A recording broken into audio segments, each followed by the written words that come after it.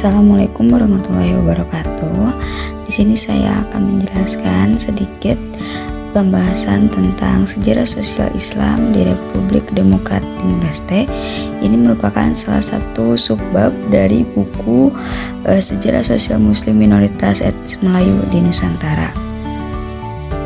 Untuk pembahasan tentang Timur Leste ini dibagi menjadi 4 subtema, yaitu pertama ada tinjauan umum, yang kedua teori masuknya Islam di Timur Leste, yang ketiga perkembangan Islam pada masa integrasi dengan Indonesia, yang terakhir kondisi Islam selepas dari Indonesia. Untuk pembahasan pertama dari tinjauan umum adalah sejarah Pulau Timur. Timur Leste adalah sebuah negara kecil, termuda, dan termiskin di kawasan Asia Tenggara. Pada 28 November 1975, Republik Demokratik Timur Leste mendeklarasikan kemerdekaannya. Sebelum berdiri sebagai negara merdeka, Timur Leste pernah dijajah oleh Portugal selama berabad-abad. Selain itu, negara ini juga pernah menjadi provinsi ke-17 Republik Indonesia pada tahun 1976. Luas wilayah Timur Leste sekitar 14.609.375 km persegi. Posisi negara kecil baru dan termiskin di Asia Tenggara ini berada di Pulau Timur. Timur Leste resmi menjadi negara sendiri tepatnya selepas dari Indonesia tanggal 20 Mei 2002, di mana sebelumnya dilakukan referendum tahun 1999 yang diselenggarakan PBB melalui United Nations Mission in East Timor atau UNAMED, menunjukkan mayoritas penduduk Timur Timur memilih untuk menolak otonomi khusus dan berpisah dengan Indonesia. Selanjutnya, kondisi geografis.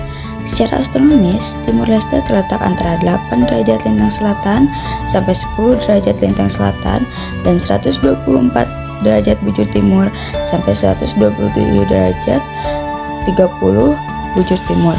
Ibu kotanya adalah kota Dili. Luas Timur Leste kurang lebih 15.007 km persegi dan terletak di bagian timur Pulau Timur. Untuk batas wilayahnya sendiri, Laut Banda dan Selat Utara di utara, Laut Timur di selatan, NKRI di barat, dan Laut Arafuru di timur. Untuk iklim sendiri, Timur Leste memiliki iklim tropis. Oke, untuk pembahasan selanjutnya yaitu nama. Untuk nama sendiri, di dalam buku disebutkan beberapa faktor mengapa Timur Leste disebut dengan Timur Leste. Tapi di sini saya hanya menyantumkan 2 saja. Yang pertama, nama Timur didasarkan pada letak geografis bahwa Pulau Timur terletak di ujung Kepulauan Sunda Kecil atau Kepulauan Bali Nusa Tenggara. Karena letaknya yang paling ujung di sebelah timur, maka Pulau Timur diberi nama Timur.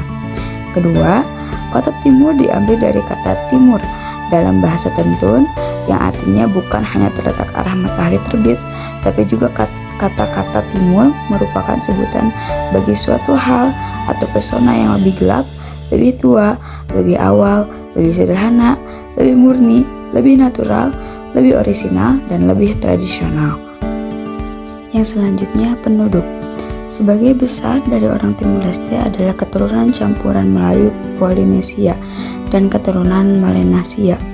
Tentun merupakan kelompok etnis Melayu Polinesia terbesar di Timur Leste. Jumlahnya mencapai sekitar 100.000 jiwa.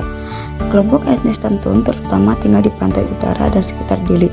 Kemudian kelompok etnis Melayu Polinesia terbesar di Timur Leste selain Tentun adalah Mambae. Jumlahnya sekitar 80.000 jiwa. Mereka tinggal di pegunungan Timur Tengah. Untuk budaya, Timur Leste tidak memiliki budaya resmi. Budaya masyarakat Timur Leste bergantung dengan budaya Timur, yaitu budaya campuran suku dengan suku-suku yang ada di wilayah Indonesia. Salah satunya adalah suku Marabu. Sebelum agama Islam dan Kristen hadir di Pulau Timur, orang Timur, baik Timur Barat maupun Timur Timur, telah memiliki kepercayaan tersendiri. Mereka telah menganut halaika, yaitu suatu sistem kepercayaan religi yang mempercayai adanya 2 dewa, yaitu Usneno dan Uspah. Kata Us berasal dari kata Usif yang berarti Tuan atau Tuhan, Neno berarti langit, dan Pah berarti bumi. Jadi Wisneno artinya Tuhan di langit, sedangkan Wispah artinya Tuhan di bumi.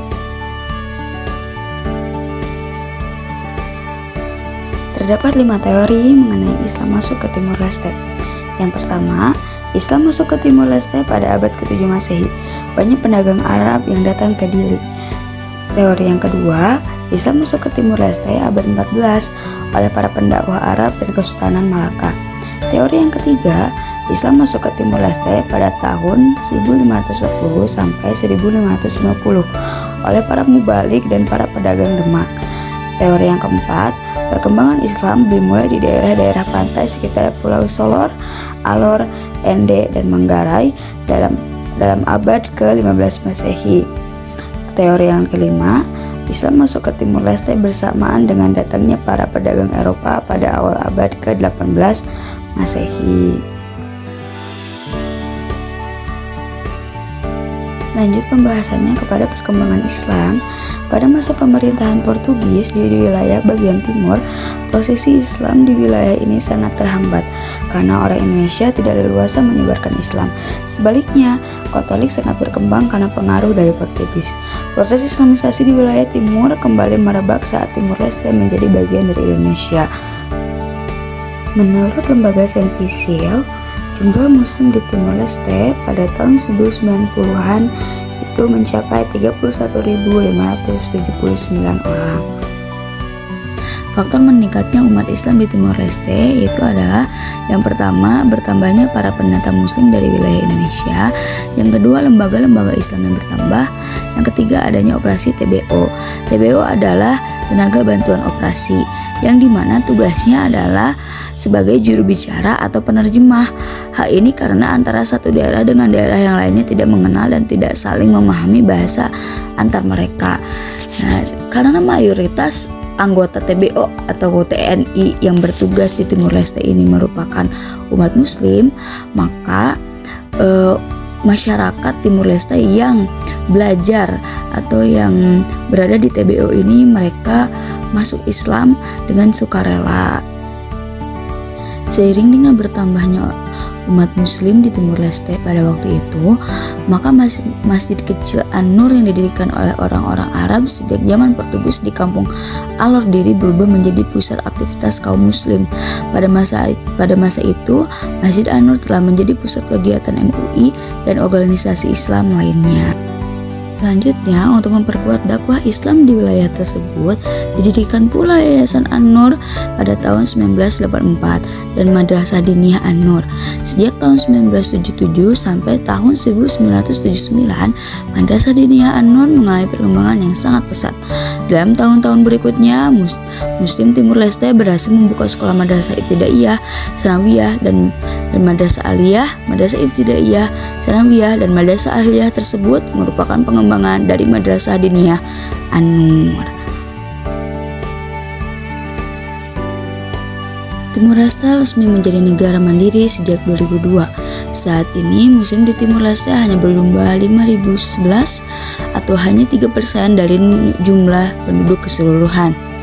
Berkurangnya jumlah Muslim di Timur Leste karena lepasnya wilayah tersebut dari NKRI, sehingga banyak kaum Muslim yang pindah ke Indonesia. Hal ini berpengaruh pada perkembangan Islam di wilayah Timur Leste. Adanya kemerosotan lembaga Islam yang tadinya 20 menjadi 7, jumlah ustadz atau pendakwah yang berkurang yang tadinya 116 menjadi 20 orang. Meski jumlah Muslim mengalami penurunan drastis, namun semangat untuk tetap beribadah dan berdakwah menyebarkan agama Islam tetap terjaga. Meskipun lambat perkembangan jumlah Muslimnya, namun jumlah Muslim Timur Leste perlahan bertambah. Tercatat dalam tahun 2011, jumlah orang asli Timur Leste yang masuk Islam sebanyak 500 orang.